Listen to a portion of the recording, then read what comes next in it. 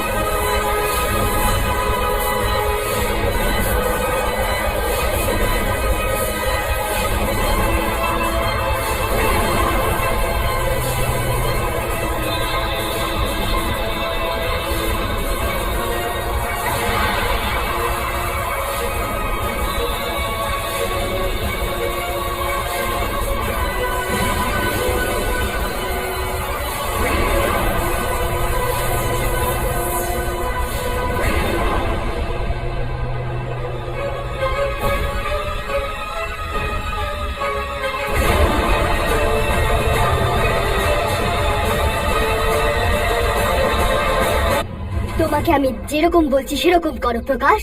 তুমি উকিলের কাজ করো, বুঝেছো? বাড়ির সমস্ত পেপার থেকে শান্তনু কুমারের নাম তুমি কেটে দাও, আর সেখানে নিখিলা কুমার করে দাও। আরে উনি কিছু বলার অবস্থায় আছেন নাকি? আর শান্তনুকে কোনো কিছু বলার দরকার নেই, বুঝলে? আর আমি এমন কিছু গোপন কথা জানি যা জানাজানি হলে ও কাউকে ওর মুখ দেখাতে পারবে না। তাই আমি যেরকম বলছি তুমি সেরকমই করো। আর হ্যাঁ, বিকেলের মধ্যে যেন আমি কাগজগুলো পেয়ে যাই, বুঝলে? মা, বাবার কোন গোপন কথা তুমি বলছো? আরে কিছু না, আর তোমাকে এসব নিয়ে মাথা খাওয়াবার কোনো দরকার নেই, বুঝলে? মা, মনে হচ্ছে তুমি আমার থেকে কিছু লুকোচ্ছ। বলো না মা, কি হয়েছে? তুমি এই বাড়িটা কেন নিজের নামে করতে চাইছো? এটা তো বাবার নামে যাবে, তাই না? আর দাদু কেন এটা তোমার নামে করবে? আর মা, এই বাবা হঠাৎ কোথায় চলে গেল? আমি ফোন করে দেখছি। না না না, বাবাকে ফোন করো না। আসলে তোমার বাবার অ্যাফেয়ার চলছে, আর উনি সেই মেয়েটার সঙ্গে দেখা করতে গেছেন। কি? আমি তোমার বাবার উপরে এইসব ব্যাপারে একটু শোধ দিতে চাই। মা, বাবা এরকম কি করে করতে পারে? তোমাকে বাবা কি করে ঠকাতে পারে? ওনাকে ছাড়বো না আমি, আমি আমি ছাড়বো না ওনাকে। তুমি কিচ্ছু করবে না, বুঝেছো? আরে তোমার বাবা তোমাকে খুব ভালোবাসেন, আর উনি তো আমাকেও ভালোবাসেন।